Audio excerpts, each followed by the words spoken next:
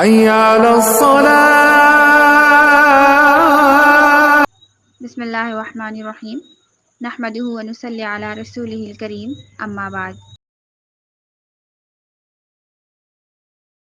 نماز اللہ رب العزت کی سب سے زیادہ پسندیدہ عبادت ہے۔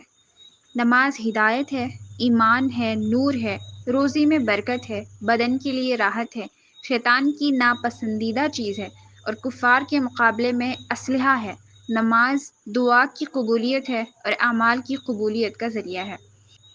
نماز کے بارے میں اللہ رب العزت ارشاد فرماتے ہیں وَالْمُقِيمِينَ الصَّلَاةَ وَالْمُؤْتُونَ الزَّكَاةَ وَالْمُؤْمِنُونَ بِاللَّهِ وَالْيَوْمِ الْآخِرِ أُولَئِكَ سَنُؤْتِيهِمْ أَجْرًا عَظِيمًا۔ یہ سورہ نساء کی آیت نمبر 162 ہے۔ اس کا ترجمہ ہے اور وہ کتنے اچھے ہیں کہ نماز قائم کرنے والے ہیں اور زکوٰۃ دینے والے ہیں اور اللہ اور قیامت کے دن پر ایمان رکھنے والے ہیں، ایسے ہی لوگوں کو ہم عن قریب بڑا اجر عطا فرمائیں گے۔ یہاں پر نماز کی فضیلت بیان کی گئی ہے۔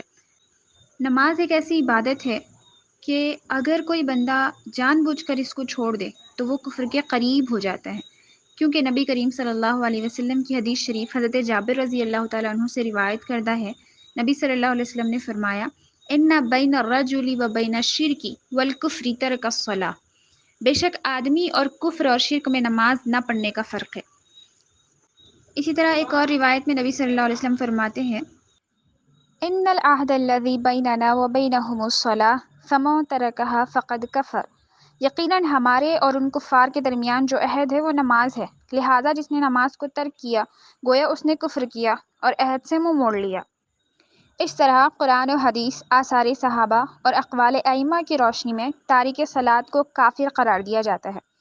اگر دیکھا جائے تو قصداً نماز چھوڑنے والے کے کفر کے قائلین کے دلائل کافی مضبوط ہیں، لیکن اس کے باوجود ایک جماعت تارک نماز کے کفر کی قائل نہیں ہے۔ ان کا کہنا ہے کہ جان بوجھ کر قصداً نماز کو چھوڑنا گناہ کبیرہ یعنی بڑا گناہ ہے، اور گناہ کبیرہ کا مرتکب فاسق ہوتا ہے، کافر نہیں ہوتا۔ رسول اللہ صلی اللہ علیہ وسلم نے ایسے شخص کو تہدیداً یعنی دھمکی کے طور پر کافر فرمایا ہے تاکہ وہ اس کے ترک کرنے سے بچ سکے۔ نماز ایک ایسی عظیم الشان نعمت ہے، اس کے بارے میں فرمایا جاتا ہے کہ یہ برائیوں سے روکتی ہے، بے حیائی سے روکتی ہے۔ اللہ تعالیٰ قرآن کریم میں فرماتا ہے وَأَقِمِ الصَّلَاةَ إِنَّ الصَّلَاةَ تَنْهَىٰ عَنِ الْفَحْشَاءِ وَالْمُنكَرِ وَلَذِكْرُ اللَّهِ أَكْبَرُ۔ یہ سورہ عنکبوت کی آیت نمبر 46 ہے۔ ترجمہ ہے نماز قائم کر، یقیناً نماز بے حیائی اور ناپسندیدہ بات سے روکتی ہے اور اللہ کا ذکر یقیناً ہر ذکر سے بڑھ کر ہے۔ اسی طرح ایک اور حدیث شریف میں ارشاد ہے کہ نماز انسان کو اس طرح پاک صاف کر دیتی ہے جس طرح ایک انسان نہر میں نہا لیتا ہے تو اس کے گناہ معاف ہو جاتے ہیں دن میں 5 دفعہ اگر وہ نہاتا ہے، بالکل اسی طرح دن میں 5 دفعہ اگر کوئی نماز پڑھتا ہے تو اس کے سارے گناہ دھل جاتے ہیں۔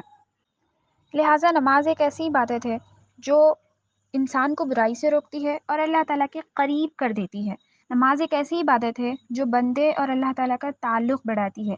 نماز دراصل اللہ تعالیٰ سے گفتگو کرنے کا ذریعہ ہے، اللہ تعالیٰ سے ملاقات کرنے کا ذریعہ ہے، اللہ تعالیٰ سے اپنی حاجتیں، اپنی پریشانیاں بیان کرنے کا ذریعہ ہے۔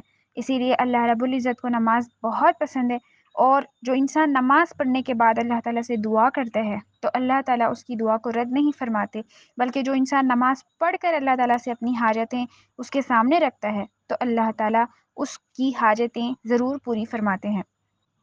نماز ایک راستہ ہے جس سے ہم اپنے رب کے قریب ہو سکتے ہیں، کیونکہ اللہ رب العزت احادیث کے مفہوم میں یہ بات ملتی ہے کہ اللہ رب العزت اسی انسان کو نماز کی توفیق عطا فرماتے ہیں جس کو محبت کی نظر سے دیکھتے ہیں، اسی کو سجدے کی توفیق نصیب ہوتی ہے۔ عزیز بہنوں، ہمیں یہ دیکھنا ہے کہ کیا ہم اپنی نماز اس طرح ادا کرتے ہیں جس طرح کہ اس کو ادا کرنا چاہیے؟ کیا ہماری نماز میں خشوع اور خضوع موجود ہے جو کہ ہونا چاہیے؟ کیا ہم اللہ تعالیٰ کے سامنے کھڑے ہو کر اس سے نماز کے ذریعے باتیں کرتے ہیں؟ ہمارا اور اللہ تعالیٰ کا تعلق نماز کے ذریعے کیسا ہے؟ کہیں ہم نماز چھوڑ نہیں دیتے، کہیں ہم کافروں میں شمار تو نہیں ہو رہے ہیں، کہیں ہم نمازوں کو ترک کر کے اپنے ایمان میں فرق تو نہیں پیدا کر رہے ہیں؟ اگر ایسا ہے تو ابھی ہم اپنا جائزہ لیں اور نماز جیسی عظیم الشان عبادت کو اپنا روزانہ کا اعمال کا ذریعہ بنا لیں، جس سے ہم جنت میں جا سکتے ہیں اور اللہ تعالیٰ کے قریب پہنچ سکتے ہیں۔ ایسے اعمال کو اپنی زندگی میں شامل کر لیں۔ اللہ تعالیٰ سے دعا ہے کہ اللہ تعالیٰ ہم تمام کو توفیق نصیب فرمائے۔ آمین۔ السلام علیکم۔